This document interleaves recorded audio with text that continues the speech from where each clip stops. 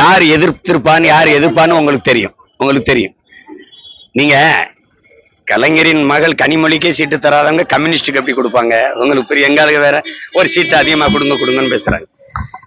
அவங்க ஒரு ஆளுமை உள்ள ஒரு பெண். அவங்க மாநில அரசியலுக்கு வரும்போது நாளைக்கு அவங்க தம்பி உதயநிதியை முன்னிறுத்துவது பெரிய இடையூறா இருக்கும்னு நினைப்பாங்க. உங்களுக்கு புரிஞ்சுட்டு தான் நீங்க இந்த கேக்குறீங்க. அதனால அவங்கள இங்க வர விட மாட்டாங்க. அது உங்களுக்கு தெரியும். அவங்க என்னதான் இருந்தாலும் அவங்க உடன் பிறந்தவர்கள், அவங்க குடும்பத்து பெண் இல்லைன்னு அவங்க நினைப்பாங்க. புரியுதா உங்களுக்கு? ஒவ்வொருத்தரும் அவரு மந்திரிகளோட ஊழல் குற்றங்களை சாட்சியோடு வெளியிடுவேன் அது எல்லாத்தையும் அப்படின்னு சொல்லியிருக்காரு அப்படின்னு சொல்றாரு.